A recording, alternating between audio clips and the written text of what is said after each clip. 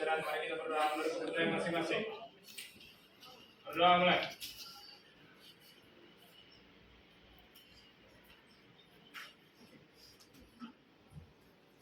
Berdoa selesai. Ucapkan salam. Assalamualaikum warahmatullahi wabarakatuh. Ada yang hadir hari ini? Nah, hari ini kita akan melakukan praktikum uji golongan darah. Nah, sebelum itu Ibu mau nanya, kan sistem penggolongan darah itu ada 3. Pertama sistem ABO, nah yang sering dipakai itu adalah sistem ABO dan nah sistem ABO itu untuk penggolongannya berdasarkan apa? Ada atau tidaknya aglutinogen dan ya betul. Kemudian yang resus ada atau tidaknya aglutinogen RHD. Oke. Nah, Ibu mau tanya, kenapa kita harus melakukan uji golongan darah? Kita harus tahu gitu golongan darah kita itu apa? Kemudian ya betul. Dilakukan uji golongan darah itu pertama karena untuk transfusi darah. Nah, kalau kita melakukan misalnya kita harus ada tindakan medis yang melakukan transfusi darah, kita tahu darah kita apa dan harus membutuhkan darah apa. Kemudian untuk identitas, nah di KTP kan ada kan golongan darah. Nah kalau misalnya ayahnya A, ibunya A juga dan anaknya O, itu bisa? Bisa. Kemudian kalau misalnya ayahnya A, ibunya AB dan anaknya O, bisa nggak? Bisa nggak? Tidak. Waktu dipertanyakan ibu anak. Nah kemudian kita akan lakukan uji golongan darah. Di sini kita membutuhkan ada 3 regen. Pertama itu ada regen A, yang warna biru A, kemudian yang warna kuning ada B. Nah, kita tidak menggunakan regen AB karena AB itu hanya untuk penguat. Oke. Nah, kemudian kita menggunakan regen D untuk menentukan resus positif atau negatif. Nah, coba buka LKPD-nya. Perkara kerja 1, tentukan 3 orang dari kelompokmu untuk diambil darahnya.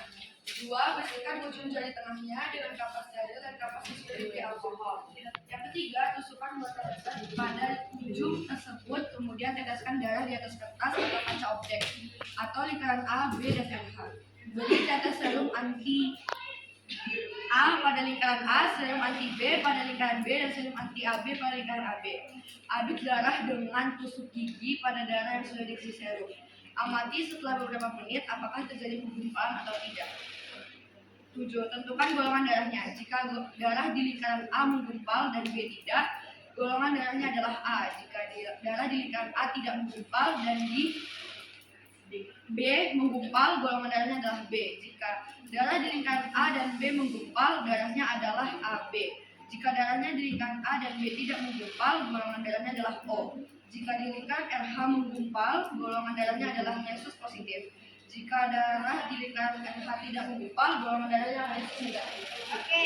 Nah, berarti yang serum A sama B, berarti untuk menentukan nanti golongan darah kamu itu ada A, B, AB, dan O. Nah, kemudian ada namanya yang anti D. Itu untuk menentukan nanti resusnya positif atau negatif. Nah, kalau misalnya nanti yang di A menggumpal dan B-nya tidak menggumpal, berarti golongan darahnya A. Kalau misalnya B menggumpal, A tidak. B. Nah, kalau sama-sama menggumpal, AB. Sama-sama tidak menggumpal, O. Nah, kalau misalnya kalau misalnya ini yang resus D kalau menggumpal, positif. Berarti resusnya apa? Positif. Kalau tidak menggumpal, resusnya negatif. Oke. Nah, nanti kita juga menggunakan alat namanya blood lancet.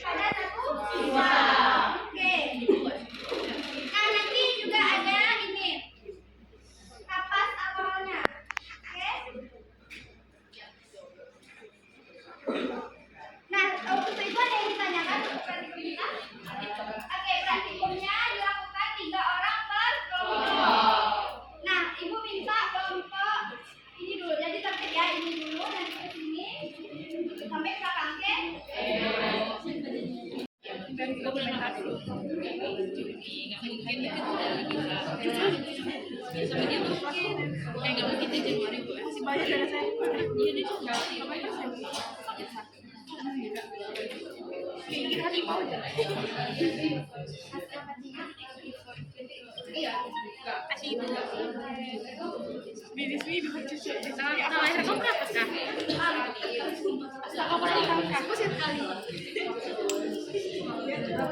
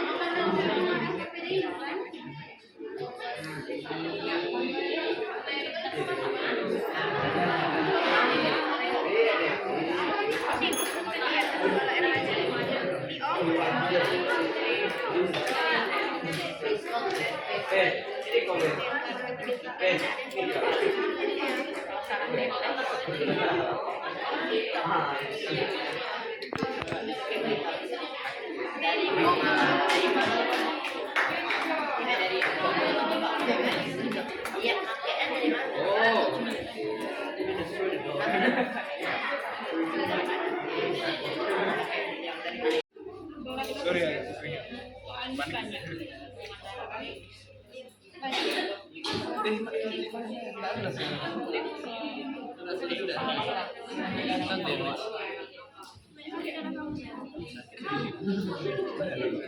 Apa Alia golongan darah Alia? iya Dia berapa? Dia 3 orang. Nama dulu, Pak. Isi nama dulu. Isi nama apa? Oh, berdiri apa? Hah? Yang tak sakitnya mana, Pak? Yang tak sakitnya mana, Pak?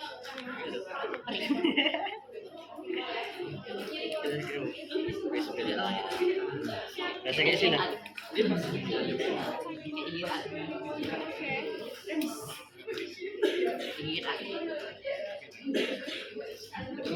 Ini kok nggak ditulis namanya punya siapa tadi Nina? Punya Sandi, Bu. Ini namanya betul. Yang sakit. Santi mana? Hah? Apa golongan darah? Mana yang mau apa? Ini anti apa itu?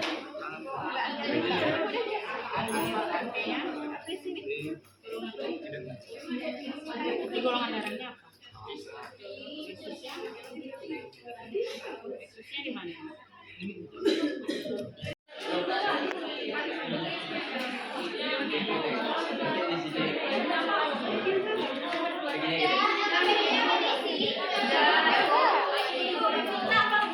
Sandi di sini.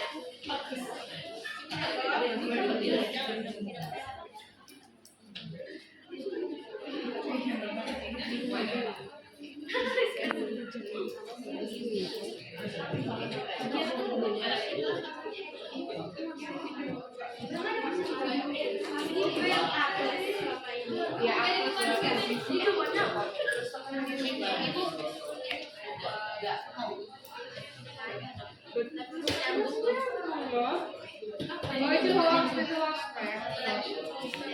tapi yang kamu bagus banget nih.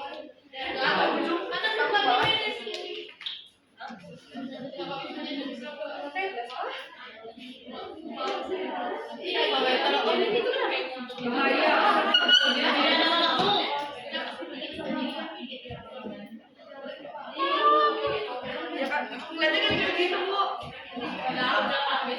Lagi kenapa bu kalau nggak boleh?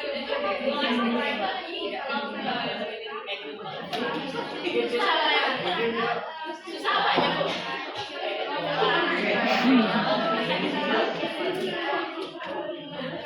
Saya prematur bu. Apa benar saya lahir prematur? Jadi kalau kata saya lahir prematur.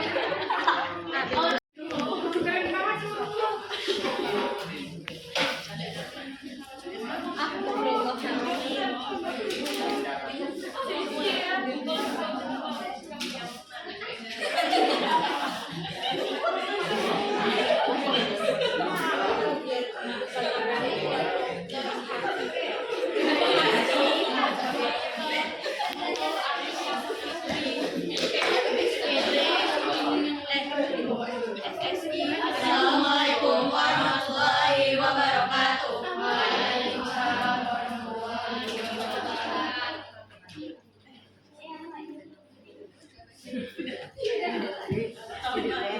Berdasarkan faktor-faktor dari golongan darah, tentukan dari ada atau tidaknya zat antigen pada sel darah merah. Tabel berikut ini golongan darah A, B, AB, O. Hidrogen A, B, dan A dan B. Agustinin B, dan I. Negatif B.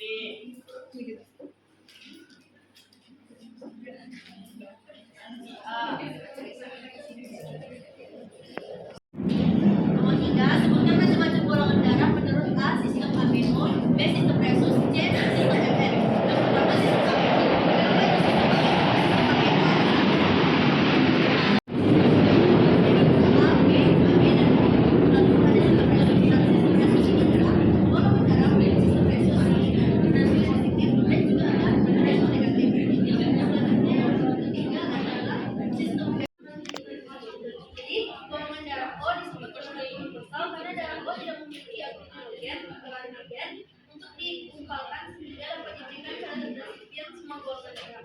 Golongan darah AB disebutkan sebagai universal karena darah AB tidak memiliki agglutinin atau antibodi dan dalam plasma darahnya akan menyumbangkan sehingga dapat menerima darah dari seluruh golongan darah.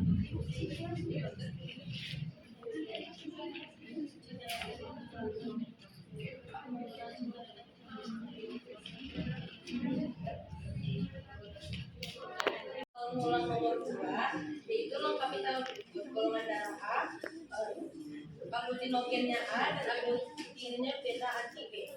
Lalu golongan darah B, agglutinogen B dan agglutinin itu alpha anti A. Golongan darah AB, agglutinogen itu A dan B, agglutinnya tidak ada. Dan golongan darah O, agglutinogen tidak ada dan agglutinnya itu alpha anti A dan beta anti B.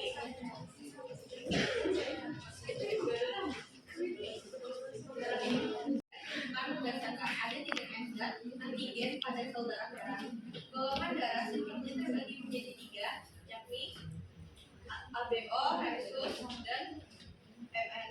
Golongan darah berguna untuk mengetahui jenis darah, untuk mengetahui identitas serta mempermudah dalam tindakan medis atau transfusi donor. Sekian dari kelompok kami. Assalamualaikum warahmatullahi wabarakatuh.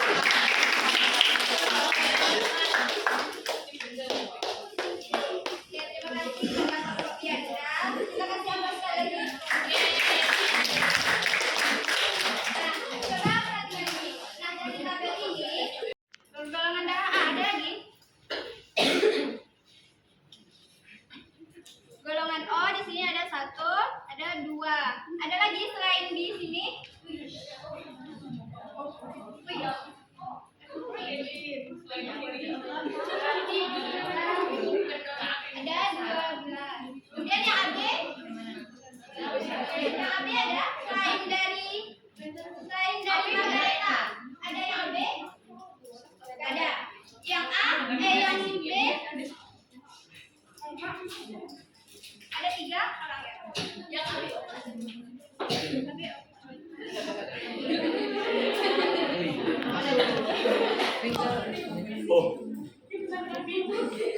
Nah, coba perhatikan. Di sini, di kelas ini berarti yang paling banyak, yang paling dominan itu adalah golongan O.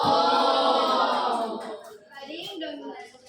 Karena golongan O ini adalah termasuk golongan darah yang paling banyak. Oke. Nah, golongan O juga disebut dengan golongan apa? Golongan O.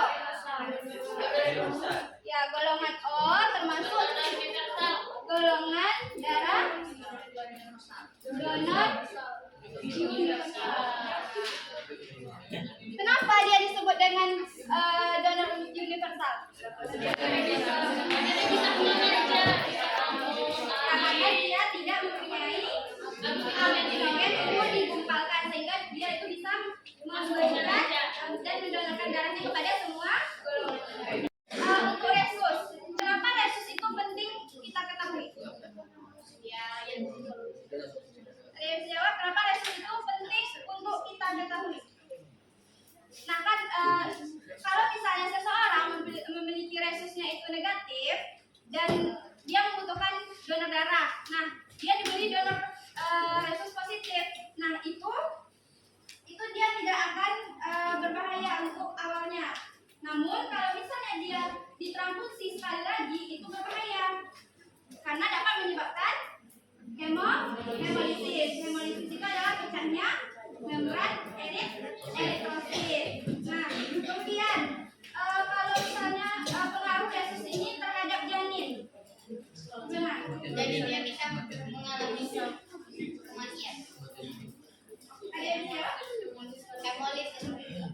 Nah, kalau misalnya ibunya itu beresus positif dan anak yang ada di kandungnya itu beresus negatif, itu tidak apa-apa, tidak memiliki bahaya. Cuman kalau misalnya ibunya negatif dan anaknya itu positif, maka itu berbahaya. Jadi ibu itu akan membentuk antibody untuk melindungi tubuh sang ibu. Jadi dia menganggap kalau resus anaknya ini itu adalah benda asing. Nah, tapi kalau untuk kelahiran anak pertama itu tidak berpengaruh. Nah, kalau misalnya dia mengandung lagi terus melahirkan, itu baru berbahaya. Anaknya nanti bisa menyebabkan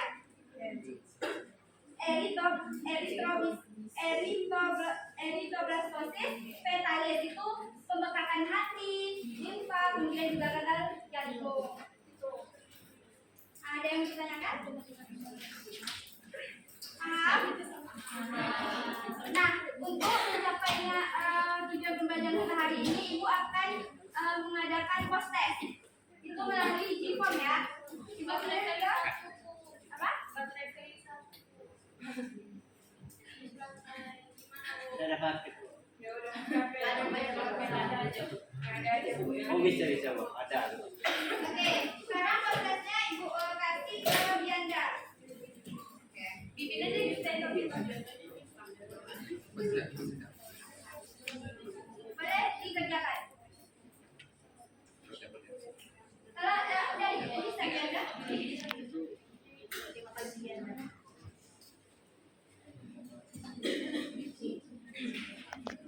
Butuh izin Bu. Iya.